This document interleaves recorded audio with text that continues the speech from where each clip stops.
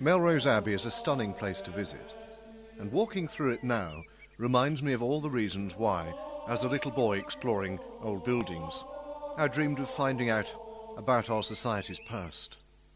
I wanted to know about the people whose feet trod these paths, about how they lived, and how and why what has survived has come down to us.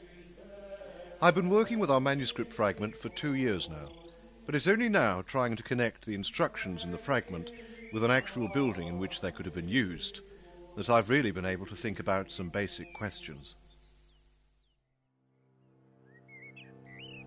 The earliest religious community near this site was founded in the 660s by members of the community on Lindisfarne, but it was another 450 years before the present building was consecrated in 1146. The Cistercians offered a sort of reboot of medieval monastic life. They were reformers, reinterpreting the rule of St. Benedict to require lives of great austerity and simplicity, often in isolated communities.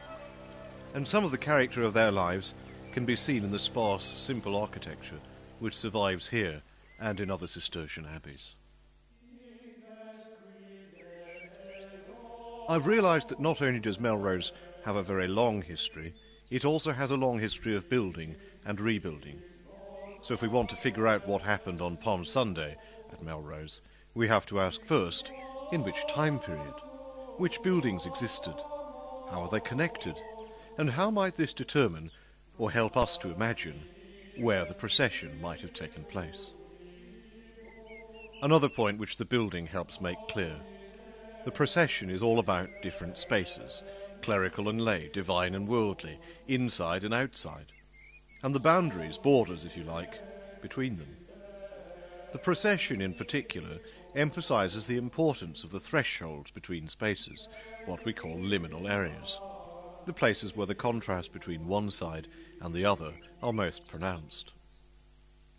The procession on Palm Sunday placed the first moment of importance, the first station, outside the walls of the community, with 3 further stations, all at doors. During a part of my most recent visit, I was joined by Rachel Hosker, former archive manager of the Heritage Hub in Hawick, who led the team that found the fragment. We walked around the abbey, thinking about what we knew about the instructions the fragment gives, and trying to work out how, in this particular building, those instructions might have been carried out.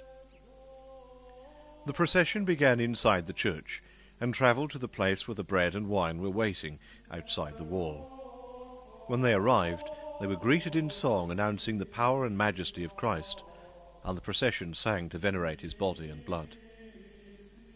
Finally, the party carrying the bread and wine joined the main procession, walking with it to the gate, where 7 boys sang from a high place, perhaps the top of the gate. The procession continued through the gate and into the community, up to the west door of the church.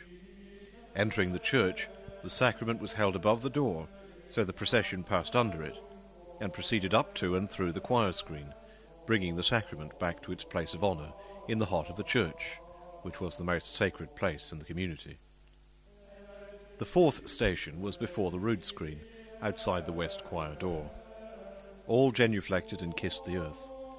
The officiant said a prayer, first saying "Hail" 3 times, each louder than the previous.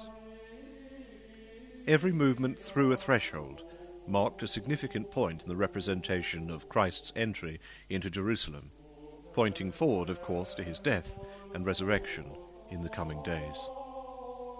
Having walked through different spaces of this beautiful abbey, it's easy to remember that in the medieval mind, things of beauty were themselves thresholds, doorways, point of intersection between the world lived in and the world that lies beyond.